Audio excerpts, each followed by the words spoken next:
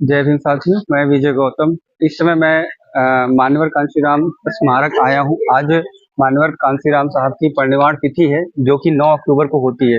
आज हम लोग काफ़ी संख्या में अंबेडकर नगर से आए हुए हैं मान्यवर साहब को श्रद्धा सुमन अर्पित करने के लिए। और हमारे साथ हैं अंबेडकर नगर विधानसभा 280 जलालपुर के विधानसभा अध्यक्ष। सर, आप आज मान्यवर कांशीराम साहब जी का परिनिर्वाण दिवस है, तो आप इस अवसर पर क्या कहना चाहते हैं? देखिए, ये हम लोगों के लिए जो है बड़े गर्व की बात है। ये आज हम जिस जगह खड़े हैं वो आदरणीय बहन कुमारी मायावती जी की एक अच्छी खासी पहचान लखनऊ में ही नहीं बल्कि पूरे विश्व में एक अच्छी खासी पहचान देने के लिए आदरणीय बहन कुमारी मायावती जी ने मान्यवर कांशीराम साहब के यादगार में यह स्मारक स्थल बनाया है। और ये पूरे लखनऊ में सबसे प्रसिद्ध और अच्छा स्मारक है।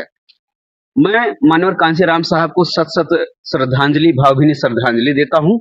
और वो हमारे मसीहा मान्यवर कांशीराम साहब लखनऊ ही नहीं, दिल्ली ही नहीं बल्कि पूरे देश में एक मानवता की जो मिसाल जलाई है, उसको आदरणीय बहन कुमारी मायावती जी आगे बढ़ा रही हैं। और मैं आशा करता हूं कि आने वाले 2027 में बहुजन समाज पार्टी की पूर्ण बहुमत की सरकार बने।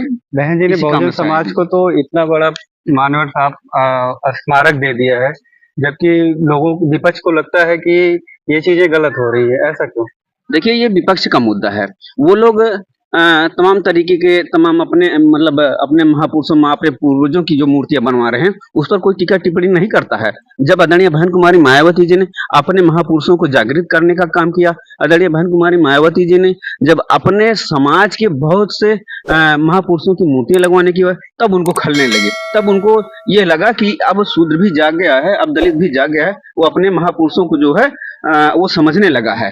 इस वैचारिक मत को वो सहन नहीं कर पा रहे हैं, इसलिए वो हमारे इस स्थल का विरोध कर रहे हैं। बहुत सारे लोगों को पूछा जाता है कि मान्यवर साहब का जन्म तिथि कब है, तो बहुत सारे कम लोग बता पाते हैं। तो क्या आपको पता है कि मान्यवर साहब के जन्म तिथि कब है? देखिए, हम हमारे मसीहा हैं और मान्यवर कांशीराम साहब हमारी इस सोती कौम को जगाने का काम किया है। तो जाहिर सी बात है, तो बहुत छोटा प्रश्न आपने पूछ लिया। मान्यवर 15 जो है आज तो उनकी परिनिर्वाण दिवस है। 15 मार्च 1934 को मान्यवर कांशीराम साहब का जन्म हुआ था और वो एक अच्छे खासे DRDO में नौकरी भी कर रहे थे।